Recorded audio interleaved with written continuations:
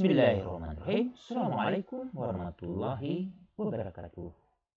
Pemirsa Layak TV, ayahanda dan bunda, alhamdulillah kita masih diberi kesempatan oleh Allah untuk berbagi informasi. Kali ini pembacaan tafsir Quran surah Al-Hasyr, surah ke-110. Tafsir ini bersumber dari Quran Kemenak GO.id. A'udzu billahi minasy syaithanir rajim. Bismillahirrahmanirrahim. Idza jaa nasrullahi wal fath.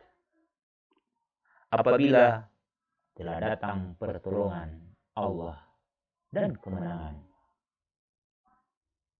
Wa ra'aitan nasa yadkhuluna fi dinillahi afwaja.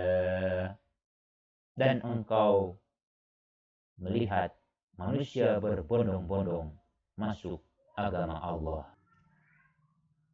Tafsir Surah Al-Nasr ayat 1 dan 2 menjelaskan. Dalam ayat-ayat ini, Allah memerintahkan apa yang harus dilakukan Nabi Muhammad pada saat pembebasan Mekah, yaitu apabila ia telah melihat pertolongan Allah terhadap agamanya telah tiba. Dengan kekalahan orang-orang musyrik dan kemenangan di pihak Nabi. Dan melihat pula orang-orang masuk agama Allah beramai-ramai dan berduyun-duyun, bukan perseorangan sebagaimana halnya pada permulaan dakwah. Orang-orang Arab berkata, manakala Nabi Muhammad menang atas penduduk Mekah, yang mana Allah telah selamatkan mereka dari pasukan gajah, maka kalian tidak berdaya melawannya. Akhirnya mereka masuk Islam berduyun-duyun, berkelompok-kelompok, dan satu kelompok 40 orang. Fasabbih bihamdi rabbika wastaghfirhu innahu kana tawwaba. Maka bertasbihlah dengan Tuhanmu dan mohonlah ampun kepadanya. Sungguh Dia Maha Penerima Taubat. Tafsir surah Al-Nasr ayat ketiga menjelaskan, bila yang demikian itu telah terjadi, Nabi diperintahkan untuk mengagungkan dan mensucikan Tuhannya dari hal-hal yang tidak layak baginya, seperti menganggap terlambat datangnya pertolongan dan mengira bahwa Tuhan tidak menepati janjinya menolong Nabi atas orang-orang kafir. Mensucikan Allah hendaknya dengan memujinya atas nikmat-nikmat yang dianugerahkannya dan mensyukuri segala kebaikan-kebaikan yang telah dilimpahkannya dan menyanjungnya dengan sepantasnya. Bila Allah yang Maha Kuasa dan Maha Bijaksana memberi kesempatan kepada orang-orang kafir, bukanlah berarti Allah telah menyia-nyiakan pahala orang-orang yang beramal baik.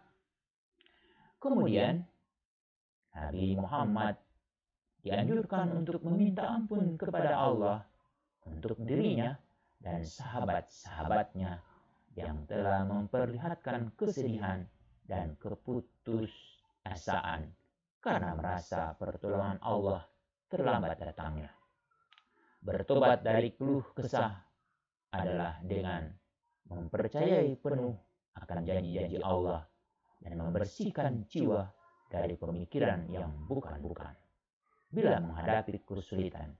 Hal ini walaupun berat untuk jiwa manusia biasa, tetapi ringan untuk Nabi Muhammad sebagai insan kamil, manusia sempurna. Oleh sebab itu, Allah menyuruh Nabi Sallallahu Alaihi Wasallam memohon ampunannya. Keadaan ini terjadi pula pada para sahabat yang memiliki jiwa yang sempurna dan menerima tobat mereka. Karena Allah selalu menerima tobat hamba-hambanya. Allah mendidik hamba-hambanya melalui bermacam-macam cobaan. Dan bila mereka tidak sanggup menghadapinya, harusnya memohon bantuannya, serta yakin akan datangnya bantuan itu. Bila ia selalu melakukan yang demikian, niscaya menjadi kuat dan sempurnalah jiwanya. Maksudnya, bila pertolongan telah tiba dan telah mencapai kemenangan, serta manusia berbondong-bondong masuk Islam, hilanglah ketakutan, dan hendaklah Nabi Shallallahu Alaihi Wasallam bertasbih, mensucikan Tuhannya dan mensyukurinya, serta membersihkan jiwa dari pemikiran-pemikiran yang terjadi pada masa kesulitan. Dengan demikian, keluh kesah dan rasa kecewa tidak lagi akan mempengaruhi jiwa orang-orang yang ikhlas selagi mereka memiliki keikhlasan dan berada dalam persesuaian kata dan cinta sama cinta. Dengan turunnya surah An-Nasr ini, Nabi memahami bahwa tugas risalahnya telah selesai dan selanjutnya ia hanya menunggu panggilan pulang ke rahmatullah. Ibnu Abbas berkata, ketika turun ayat Iza ja'a nasrullahi wal fath, Rasulullah Shallallahu Alaihi Wasallam memanggil Fatimah, lalu berkata, kematian diriku sudah dekat. Fatimah pun menangis. Rasulullah Shallallahu Alaihi Wasallam berkata, jangan menangis, karena kamu adalah anggota pertama dari keluargaku yang akan menyusulku. Fatimah pun tertawa bahagia mendengarnya. Para istri Nabi Shallallahu Alaihi Wasallam yang melihat hal itu berkata, wahai Fatimah, kami melihatmu menangis lalu tertawa. Fatimah berkata, Rasulullah Shallallahu Alaihi Wasallam memberitahuku bahwa kematian dirinya telah dekat, maka aku menangis. Namun beliau mengatakan, jangan menangis, karena kamu adalah anggota pertama dari keluargaku yang akan menyusulku. Maka aku pun tertawa bahagia.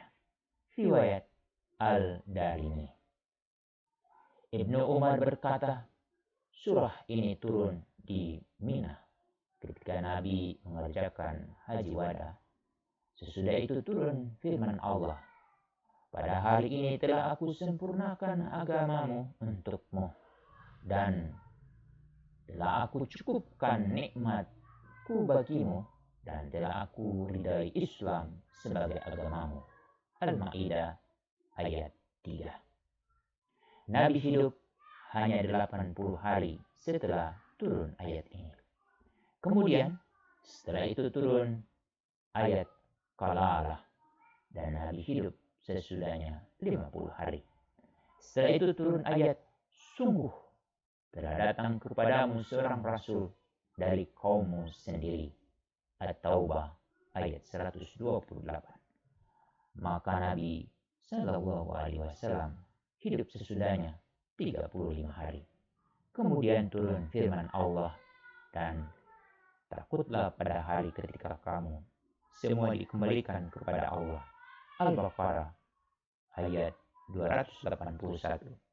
Maka Nabi Sallallahu Alaihi Wasallam hidup sesudahnya hanya 21 hari saja.